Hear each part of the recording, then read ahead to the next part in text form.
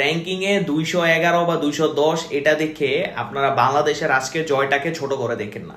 কারণ এই যে সান মারিনো টিমটা এরা খেলে অস্ট্রিয়ার এগেনস্টে, যারা এবার ওয়ার্ল্ড কাপ খেলছে।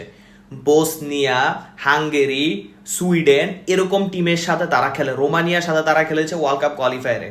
সো এইসব টিমের এগেনস্টে যখন আপনি খেলবেন, তাদের এগেনস্টে আপনি জিততে পারবেন না, স্বাভাবিক ব্যাপার, তখন আপনার র্যাঙ্কিং অটোমেটিক্যালি পিছিয়ে চলে আসে। এটা কম্পিটিশন আমাদের বাংলাদেশের যে ইন্ডিয়া, নেপাল, মালদ্বীপ এদের সাথে করে না। আজকের খেলার যদি ফার্স্ট হাফ আপনি দেখেন, তারা যেভাবে প্রেস করতেছিল বা যেভাবে একটা ক্যাওস ক্রিয়েট করছে, যদিও এটা বাংলাদেশি ক্রিয়েট করছে, মিস পাসেস করতেছিল, বল আউট করতেছিল, উল্টা পাল্টা ভুগিচুই খেলছে। সো ওইগুলোকে কিন্তু তারা ইউটিলাইজ করতে জানে। সো আজকে যে বাংলাদেশ জিতছে এটা কোনোভাবেই ছোট কোনো জয় ছিল না। আমাদের ছেলেরা আজকে যথেষ্ট ভালো খেলেছে, I huge shout out to them. But আজকে জিতছি দেখে যে আমাদের ইমপ্রুভমেন্টের আর কোনো জায়গা নেই, ব্যাপারটা কিন্তু এরকম না।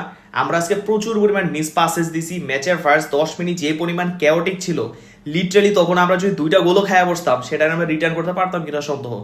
তার উপর আমাদের 2টা গোল স্কোর, আর সেকেন্ড গোল তো ভাই কেন উনি নিজেও জানে না, বাট উনি যে 2টা গোল স্কোর করেছে এ বাদে উনার ডিফেন্সিভ কন্ট্রিবিউশন কিন্তু তেমন একটা ছিল না। উনি বল হোল্ড করে রাখতে পারতেছিল না, পাসেস দিতে পারতেছিল না।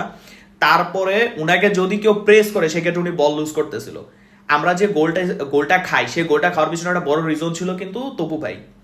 এরপরে আসে আমাদের গোলকিপার। ভাই আমি কি বলবো, মিতুল মারমাকে ভাই আমার তো বলবো আমি রেসিস্ট বা আমি রেসিজম করতেছি। মানে এর জায়গায় যদি আমি একটা চেয়ার দ্বারা করাই দিই, সেই চেয়ারও এর থেকে ভালো পারফর্ম করবো, মানে চেয়ারের সাথেও বল লাইকা বল বাইরে এসে পড়বো। বাট এই বান্দা, মানে যে গোলটা আমরা খাইছি, ওই গোলটা ইজিলি সেভেবল। এত সফট টাচ একটা গোলকিপার বলের ভিতরে কিভাবে দেয়? আর সেকেন্ডলি আরেকটা গোল খাইতে নিয়েছিলাম, বল বল ধরতে পারে না, হাতের নিচ দিয়ে ঢুকে, পায়ের নিচ দিয়ে বাইরে ঢুকে যায় ভিতরে। ভাই কি যে বলতাম ভাই। আমি তো বলি ইনস্ট্যান্ট আমাদের কিপার চেঞ্জ করে একটা ভালো কিপার আনা উচিত, কারণ এই কিপারকে নিয়ে হবে না ভাই। আমরা একটা ভালো টিম বিল্ড করতে চাইলে এই কিপার নিয়ে হবে না।